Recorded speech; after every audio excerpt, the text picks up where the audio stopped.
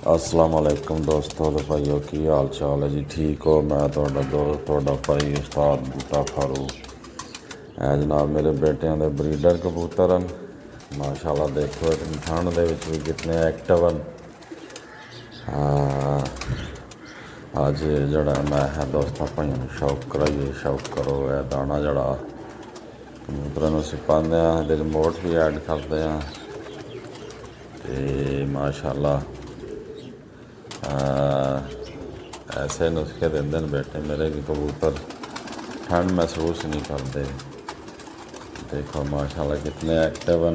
असीं रखते ही वही जोड़ा जड़ा अच्छी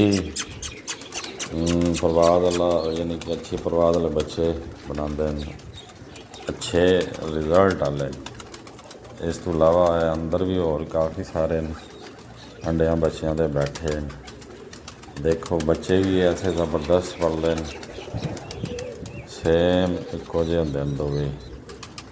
पलाई भी बड़ी ज़बरदस्त करवाते हैं बेटे मेरे माशाल्लाह उस्ताद हो गए जी। हाँ जी देखो सारे बच्चे बिल्कुल एक जैसे दोनों ही बच्चे जड़े एक बराबर होंदे ना, छोटा लगता ना बड़ा बराबर। माशाल्लाह बड़े एक्टिव हैं। इस तो इलावा वो नाल वाले जाल दे विच प्रवाजी कबूतर हैं जिहड़े कि चैक होए न पाकट, रात दे भी पाकट। और यानी कि मलाई जिहड़ी साडे कोल बची है वो उन्हां दी परवाज़ां लै लै के जनाब जेठ वास्ते रुके न। इस तो इलावा उत्ते वाली छत ते भी आए न। इत्थे नाल एक कमरा है उहदे विच भी काफ़ी सारे अलग अलग करके रखे हैं जनाब। माशाल्लाह सारे प्रवाजी कबूतर हैं, सारे ज़्यादातर घाह ते पट्ठे पट्ठियां ते रात दे भी पाकट हैं, प्रवास दे भी बड़े ज़बरदस्त हैं।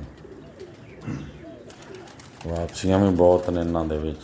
देखो जी सेटअप है, बच्चे सारे उत्ते छड्डे माशाल्लाह। देखो कितने हेल्दी एक्टिव हैं, बहुत ज़बरदस्त एक्टिव हैं। बेटे मेरे गर्म पानी या नुस्खे ऐसे देंदे न ठंड महसूस ही नहीं करते। बिल्कुल उत्ते काफ़ी बड़े जाल हैं लेकिन छोटे नज़र आ रहे हैं। इस तो इलावा उत्ते भी एक है जाल और लाल कलर इस वास्ते कि लाल कलर दे लगे न बहने आसानी हो गए। आहिस्ता आहिस्ता सबज रंग हो जाएगा सारा ही। माशाल्लाह तबारक अल्लाह जी।